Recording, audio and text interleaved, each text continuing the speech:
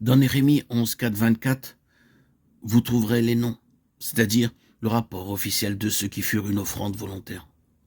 Le Seigneur conservera un rapport officiel.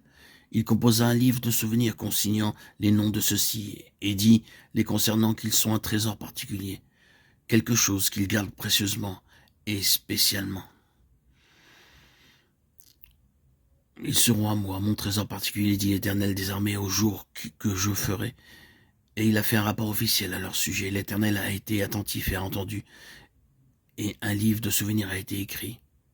Malachie 3, 16, 17.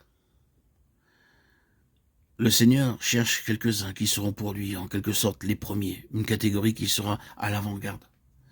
Le suivant, partout où il va, il cherche vraiment un noyau qui voudra en premier lieu et essentiellement la satisfaction de son cœur, tandis qu'il cherche et scrute une grande multitude, car il a aujourd'hui sur terre une grande multitude à lui, et il ne peut être déclaré que tous ceux qui portent son nom, qui sont au Seigneur, le suivent complètement et sont entièrement guidés par lui, ou veulent agir ainsi.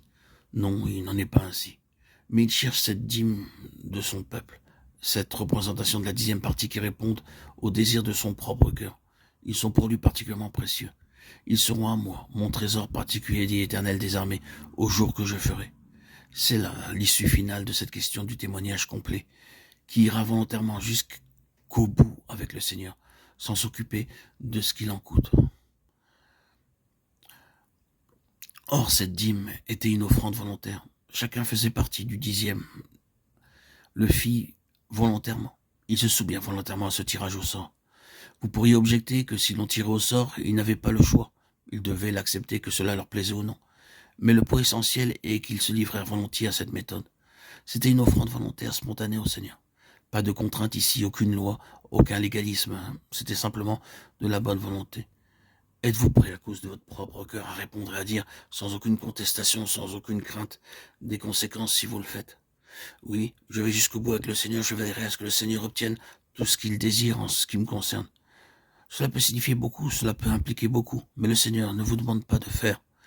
Il attend simplement ceci, une offrande volontaire, un trésor particulier pour lui, parce que c'est volontaire. Mais que signifiait vivre à Jérusalem, en d'autres termes, vivre au cœur même du témoignage?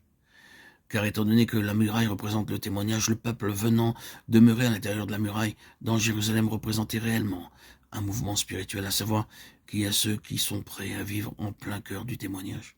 C'était nécessaire, c'était toujours nécessaire pour le Seigneur que certains fassent cela, venir au cœur même du témoignage, être là, à la place de la responsabilité concernant ce dernier. Il y a la nécessité que le témoignage soit pris en main avec un sens de responsabilité en faveur de sa continuation, afin qu'il soit conservé intact, protégé, servi, et qu'il soit pourvu à ses besoins. Si vous considérez les détails concernant ceux qui vinrent y habiter, vous vous rendez compte de leur ministère varié. Je ne peux pas maintenant m'occuper de détails, mais vous verrez le ministère varié qui fut représenté par ceux qui vinrent habiter dans Jérusalem. Ils y vinrent pour accomplir un ministère spirituel à l'intérieur, et pour y assumer une responsabilité.